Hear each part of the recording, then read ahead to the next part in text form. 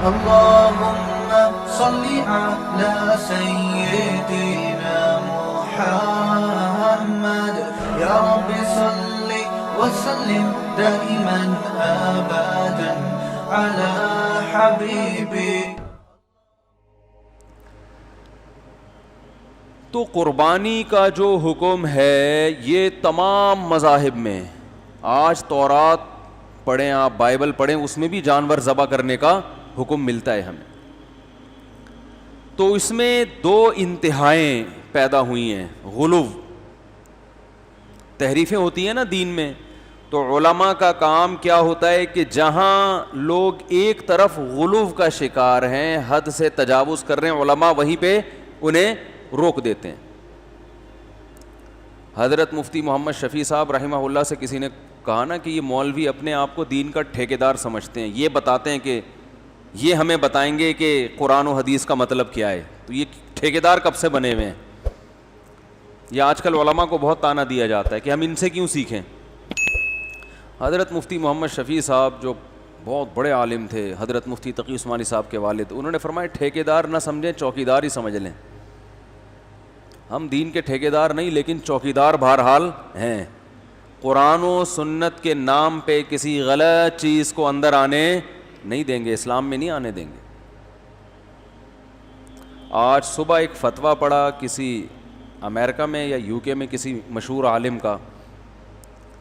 ان محترم نے یہ فتویٰ دیا کہ لاک ڈاؤن کی وجہ سے بے روزگاری بہت زیادہ بڑھ گئی ہے، خاص طور پر انڈیا میں، اور قربانی میں مشکلات بھی ہیں. تو قربانی کے بجائے آپ کسی غریب کو یا کسی بے روزگار کو اس کے ساتھ تعاون کر لیں. اور پھر ایک روایت بھی بھیجی، سعید ابن مسیب رحمہ اللہ تعالی بہت بڑے تابعی ہیں، ان کا ارشاد ہے کہ میں کسی غریب کو 3 درہم دے دوں یہ مجھے قربانی کرنے سے زیادہ محبوب ہے. دلائل سب کو سب طرح کے مل جاتے ہیں. جب کوئی بندہ ایک سمت میں چلنا شروع ہوتا ہے نا تو اس کو اپنے مطلب کے دلائل مل جاتے ہیں. عوام حوالوں سے متاثر ہوتی ہے. بھائی کتاب کا ریفرنس بھی المحلہ حدیث کی کتاب، ریفرنس بھی سعید ابن مسیب بہت بڑے تابعی، ان کا ریفرنس بھی. تو کمنٹس میں لوگوں نے بڑا اپریشیٹ کیا ان کو، ماشاءاللہ زندہ باد. تو مجھے وہ امریکہ سے کسی نے بھیجا کہ بھائی یہ کیا ہے. تو میں نے کہا اللہ کے بندو، پہلے انہی سعید ابن مسیب کا دوسرا قول بھی دیکھ لو مصنف عبد الرزاق میں. اس میں وہ فرماتے ہیں لَأَنْ أُضَحِّيَ بِشَاةٍ أَحَبُّ إِلَيَّ مِنْ أَنْ أَتَصَدَّقَ بِمِئَةِ دِرْهَمٍ، میں ایک بکری ذبح کر دوں بقرعید والے دن، یہ مجھے زیادہ محبوب ہے کہ میں 100 درہم صدقہ کروں. ایک حدیث میں 3 درہم کا مقابلہ اور ایک بکری سے، اور اس میں 3 درہم کو وہ کہہ رہے ہیں زیادہ بہتر ہے. دوسری حدیث میں 100 درہم کو بھی کہہ رہے ہیں کہ یہ قربانی سے بہتر نہیں ہے. تو یہ والی ہے تو وہ والی بھی تو ہے. دوسری بات یہ کہ آپ کیا حضرت سعید ابن مسیب کے مقلد ہیں کہ ان کا ایک رائے سامنے آ گئی، آپ نے فوراً قربانی کا فلسفہ ہی سارا چینج کر دیا. سب سے پہلے رسول اللہ صلی اللہ علیہ وسلم کا عمل، 10 سال آپ صلی اللہ علیہ وسلم نے قربانی کی ہے، حالانکہ اس وقت غربت جس انتہا کو پہنچی ہوئی تھی، آج ہم لاک ڈاؤن کے باوجود اس کا تصور نہیں کر سکتے. خود نبی کے گھر میں 40 دن چولہا نہیں جل رہا ہوتا تھا، آج ہم اس کا تصور نہیں کر سکتے.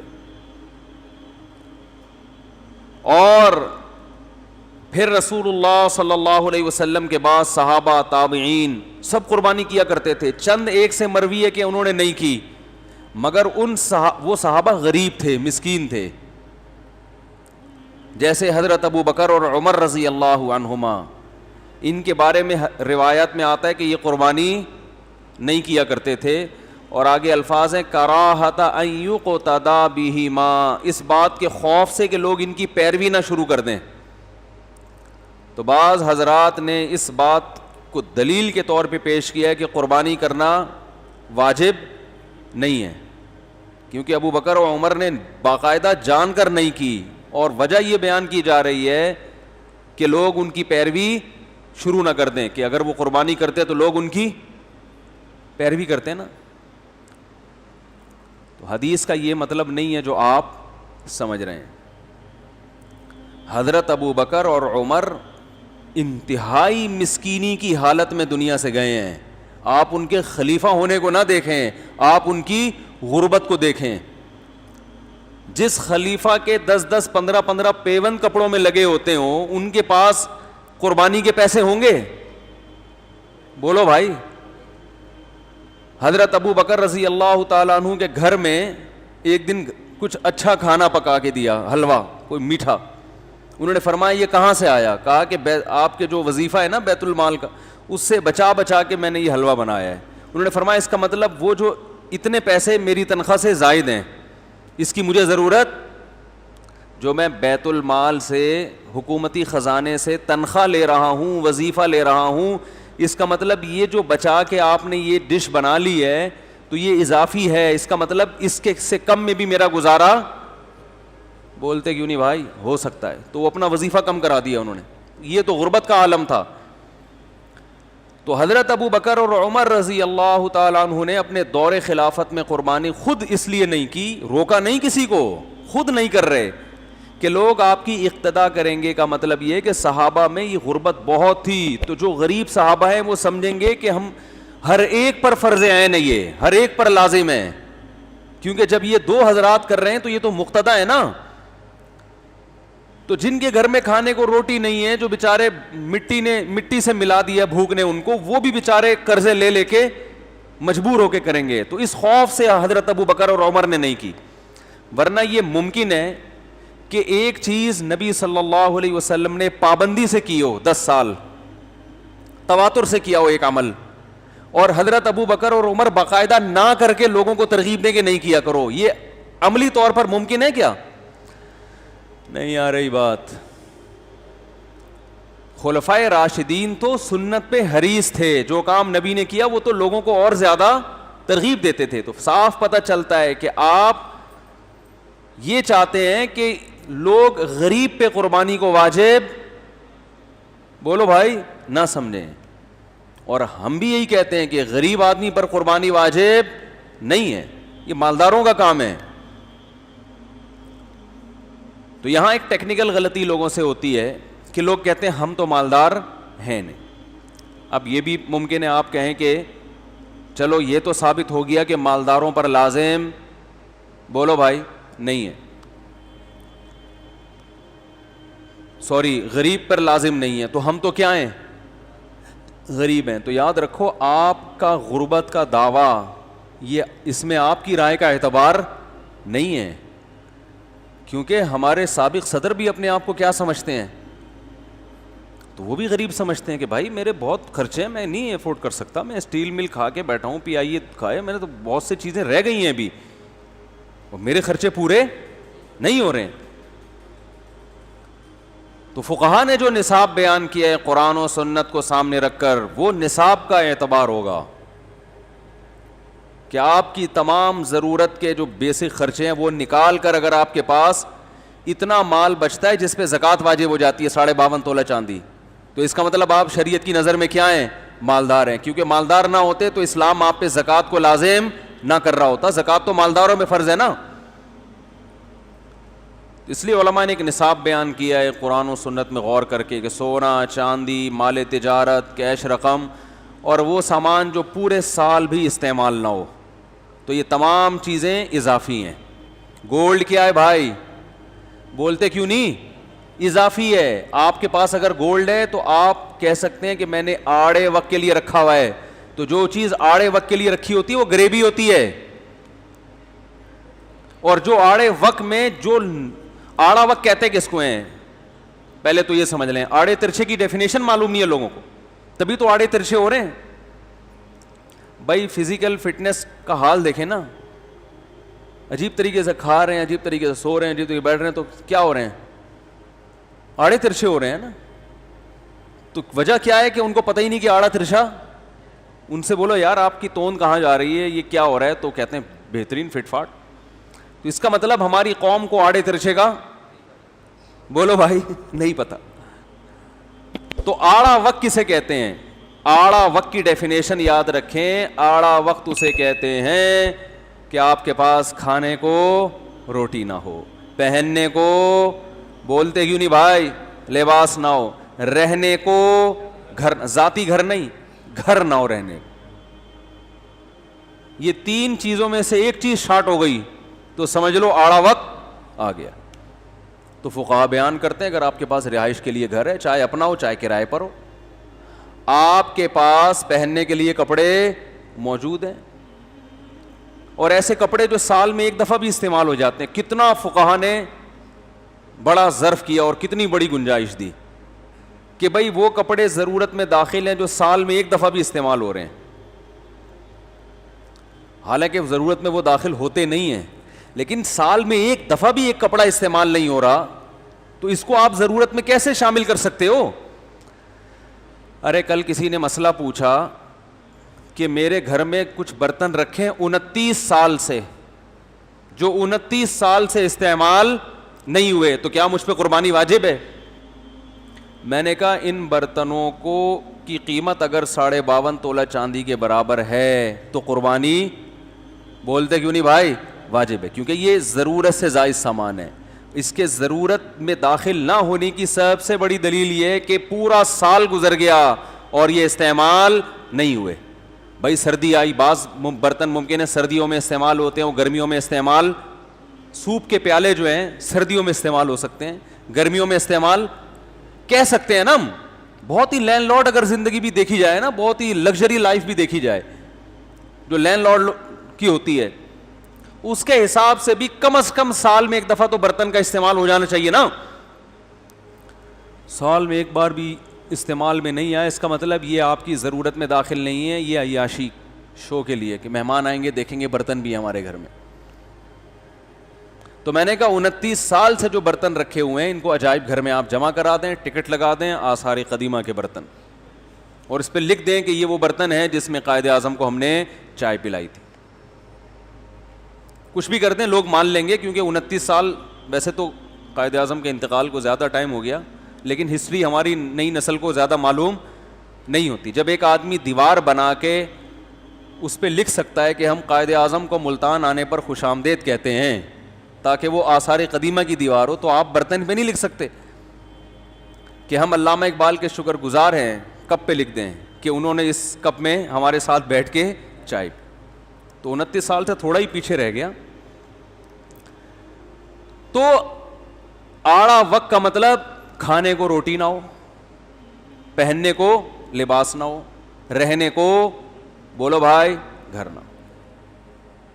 پھر بھی فقہاء نے اور مزید وسعت کی ہے کہ وہ چیز جو سال میں ایک بار بھی استعمال نہیں ہو رہی تو وہ ضرورت میں داخل نہیں ہے, وہ اضافی ہیں. تو اضافی چیزوں پہ قربانی ہوتی ہے. گاڑی آپ کے پاس کتنی بھی لگژری ہو لیکن استعمال میں ہے تو شریعت فرض کر لیتی ہے چلو یہ بھی تمہاری ضرورت کی چیز ہے, استعمال کی چیز ہے. کتنا بڑا ظرف, اس کے بعد بھی آپ کہہ رہے ہو کہ مجھ پر قربانی واجب نہیں ہے, حالانکہ آپ کے پاس گولڈ رکھا ہوا ہے, 3-4 تولے سونا رکھا ہوا ہے. لوگ کہتے ہیں بھائی 2-3 تولے سونا وہ تو آڑے وقت کے لیے ہے نا. تو بھائی آپ پر آڑا وقت نہیں آیا. آپ صبح 2 پراٹھے کھائے آپ نے, دوپہر آپ کبھی پیزا کھا رہے ہو, کبھی برگر کھا رہے ہو, انڈے والے برگر کی بھی نوبت نہیں آتی. رات کو آپ پھوڑتے ہو طبیعت سے, اس کا مطلب آپ پہ آڑا وقت نہیں آیا. جن چیزوں کو آپ آڑا کہہ رہے ہو وہ اللہ کی نظر میں آڑے نہیں ہیں. آپ کہہ سکتے ہو یار وہ بچے کی اسکول کی فیس بھرنی ہے میں نے, یہ آڑا وقت ہے, ابھی تو بچے کو انجینئرنگ کرانی ہے تو اس کے لیے میں گولڈ رکھا ہوا ہے تاکہ پہلے سیمسٹر کی فیس جائے گی. اللہ اس کو آڑا وقت, پھر تو سارے آڑے وقت میں ہی ہیں. ارے آفیسر لیول کے لوگ تو معاشرے میں کم ہوتے ہیں نا بھائی, 90-95% لوگ عام ہوتے ہیں, 5% لوگ آفیسر لیول پہ پہنچتے ہیں. تو کیا 95% لوگ جو انجینئر یا ڈاکٹر نہیں بن رہے یہ سارے آڑے وقت سے گزر رہے ہیں؟ کیا ہو گیا بھائی؟ یہ تو اللہ پہ الزام ہے. اللہ تو نے انسانوں کو پیدا کیا, 95% کو کبھی آڑے وقت سے تو نکالتا ہی نہیں ہے, 5% کو عیاشی میں لگا دیا. جبکہ اللہ کیا کہتا ہے؟ وما من دابۃ الا علی اللہ رزقھا، انسان کی بنیادی ضرورتیں میرے ذمے ہیں. تو یہ کیسے ذمے ہیں کہ 5% لوگوں کو تو نے ڈاکٹر انجینئر بنا دیا، 95% کو وہ ٹماٹر بیچ رہے ہیں. تو اس کا مطلب اللہ ٹماٹر بیچنے والے کو آڑے وقت میں سمجھتا ہے ہی نہیں. بہت مشکل ہے سمجھانا. شکر ادا کرو، شکر. اگر اسکول کی فیسیں نہیں ہیں کوئی ٹینشن لینے کا نہیں ہے. کھانا پینا بچے کا ہو رہا ہے نا، قد بڑھ رہا ہے اس کا، تو بس اللہ نے فل عیاشی میں رکھا ہوا ہے آپ کو. بن جائے ڈاکٹر انجینئر اچھی بات ہے، پائلٹ بن جائے تو بہت ہی اچھی بات ہے. ہو سکتا ہے دوبارہ کوئی چائے وائے کا کیس ہو جائے. زیادہ میں اب اس کا تذکرہ نہیں کرتا. وہ کہے گا یار مفتی صاحب کو پتہ نہیں کیا مسئلہ ہے. آئندہ اگر وہ جہاز لے کر آئے نا بمباری کے لیے، سب سے پہلے میرے گھر پہ آئے گا. وہ ابے نندن کی بات کر رہا ہوں.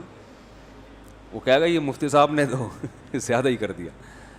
تو آئندہ اگر اللہ نہ کرے بم جہاز لے کر آیا تو بولے گا پہلے. لیکن انشاءاللہ ایسا ہوگا نہیں. ہم گوشت کھانے والے لوگ ہیں.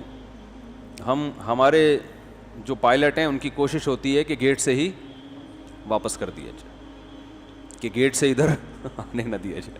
تبھی تو ہم تسلی سے یہاں بیٹھے ہیں. تو ادھر چلا گیا نا تو سارا بقرعید کا ٹاپک چینج ہو جائے گا. کچھ ٹاپک ایسے ہوتے ہیں جس میں آدمی کو خود دلچسپی ہوتی ہے نا، تو اس میں ایک دم ٹون ہی چینج ہو جاتی ہے. تو یہ ٹاپک بھی انہی ٹاپکس میں سے ایک ہے. لیکن ابھی میں جان کر واپس آ رہا ہوں کہ بقرعید کا سارا موضوع نہ خراب ہو جائے کہیں. تو بھائی جلدی سے بات کو سمیٹتا ہوں. اللہ کرے آج مختصر وقت میں جامع باتیں کہنے کی اللہ توفیق دے دے. تو 52.5 تولہ چاندی کے برابر اگر میرے بھائی کسی کے پاس رقم ہے یا ضرورت سے زیادہ سامان ہے یا اضافی چیز ہے، وہی جو ضرورت سے زیادہ سامان، یا کرنسی ہے، نوٹ ہیں، یا چاندی ہے، یا سونا ہے، تو اس پہ قربانی واجب ہو جائے گی. البتہ 52.5 تولہ چاندی میرے خیال ہے 50-55 ہزار کی ہے. البتہ اس 50-55 ہزار کی مالیت اگر آپ کے پاس ہے تو اس میں سب سے پہلے قرضہ مائنس کرنا ہے. 50,000 کا قرضہ، 50,000 55,000 موجود ہے لیکن قرضہ 1 لاکھ کا ہے، تو قربانی واجب بولو بھائی نہیں ہوگی. کیوں نہیں ہوگی؟ شریعت کہتی ہے پہلے جس کا قرضہ ہے اس کے پیسے واپس کرو. ٹھیک ہے نا؟ کر سکتا ہے ایسا آدمی. بھائی قرضہ والا اگر مانگ نہیں رہا، اس کو اجازت دے رہا ہے یار کوئی بات نہیں اگلے سال دے دینا، 6 مہینے بعد دے دینا، تو آپ کر سکتے ہیں. کریں گے تو ثواب ملے گا. لیکن اگر وہ مانگ رہا ہے پیسے تو پھر شریعت میں اس کا حق پہلے ہے، تو واجب نہیں ہے. لیکن یا قرضہ تو نہیں ہے لیکن ابھی بیسک خرچے گھر کے نکلنے ہیں، گیس، بجلی کا بل، راشن، یہ خرچے کیا ہوتے ہیں؟ یہ بیسک خرچے ہوتے ہیں نا. تو یہ خرچے آپ نے کیا کرنے ہیں؟ نکالنے ہیں. کیونکہ آپ 50-55 ہزار ہیں اور ایک بکرا لے آیا 25,000 کا، اور پتہ چلا کہ نہ گیس بجلی کا بل دینے کے قابل رہے نہ گھر کے راشن کے، تو بیگم بولے گی بکرا خود ہی کھا لو، پکائیں گے کس میں اس کو؟ تو یہ بھی استطاعت نہیں ہے. اس کی علامت ہے کہ اس میں استطاعت نہیں ہے. تو یہ بیسک خرچے نکال کے بھی اگر 52.5 تولہ چاندی کے برابر رقم بچتی ہے تو پھر آپ بآسانی قربانی کر سکتے ہیں. اور حدیث کا یہی مطلب ہے. صحیح حدیث ہے، من وجد سعة لأن يضحي فلا يضحي فلا يقربن مصلانا. جس کے پاس گنجائش تھی قربانی کی، اب گنجائش ہو گئی نا آپ کے پاس. اب اس میں یہ نہیں دیکھنا بچے کو انجینئرنگ کروانی ہے تو اس کے NED کے پیسے جائیں گے. پھر تو میرے بھائی کبھی بھی کسی بھی چیز کی استطاعت ہو ہی نہیں سکتی، کیونکہ پھر آگے یہ بھی سوچنا ہے پھر بچے کی شادی بھی کرانی ہے، اس کے اتنے پیسے جائیں گے. پھر بچے کے اگر ولادت ہوئی اور بچے کے پاس پیسے نہ ہوئے تو پوتے کے خرچہ بھی اٹھانا ہے. پھر بچے کو اگر مستقبل میں بزنس کی ضرورت ہوئی، ڈاکٹر بن گیا، اپنی کلینک کھولنے کی ضرورت ہوئی تو طارق روڈ میں کلینک بھی کھول کے دینی ہے، 2 کروڑ اس کے مائنس کر دو. پھر تو دنیا میں کوئی بھی کام آپ پر لازم نہیں ہوگا. اس لیے بس کھانا پینا لباس یہ ہے، باقی سب گریبیاں ہیں. باقی سب کیا ہیں؟ گریبیاں. تو اب کیا ہے کہ آپ نے یہ سارے خرچے نکالے، دیکھا بھائی ابھی بھی پیسے بچ رہے ہیں، تو نبی نے فرمایا جس کے پاس سعاتن بھی ہے، ساعتن بھی ہے، سعاتن زیادہ بہتر ہے یا سعاتن یہ اس وقت ذہن میں نہیں ہے، تو جس کے پاس گنجائش تھی قربانی کی اور اس نے قربانی نہیں کی، وہ ہماری عیدگاہ کے قریب بھی مت پھٹکے. اور قربانی کے لازم ہونے کی ایک اور دلیل یہ بھی ہے کہ آپ صلی اللہ علیہ وسلم نے فرمایا جس نے عید کی نماز سے پہلے قربانی کی وہ گوشت ہے، وہ قربانی نہیں ہے، اسے چاہیے کہ وہ نماز کے بعد دوبارہ کرے۔ اگر یہ محض ایک مستحب عمل ہوتا تو آپ دوبارہ کرنے کا حکم دیتے؟ کہتے چلو ویسے بھی نفل چیز تھی، نیت کا ثواب تمہیں مل گیا ہے۔ ایک صحابی نے علم نہ ہونے کی وجہ سے بقرعید سے پہلے قربانی، نماز عید سے پہلے قربانی کر دی، تو آپ صلی اللہ علیہ وسلم نے فرمایا، انہوں نے کہا ان کو آپ نے اجازت دے دی کہ تمہارے لیے کافی ہے، تمہارے بعد کسی اور کے لیے کافی نہیں ہوگی۔ تو کافی نہ ہونا اس کی علامت ہے کہ یہ حکم معمولی حکم نہیں ہے۔ مفتی طارق مسعود صاحب کے بیانات سننے کے لیے youtube.com/مفتی طارق مسعود کو سبسکرائب کریں، اور اگر آپ لائیو ویڈیو کو کبھی بھی مس نہیں کرنا چاہتے ہیں تو سبسکرائب کرنے کے بعد بیل آئیکن پہ کلک کرنا مت بھولیں۔ جزاک اللہ۔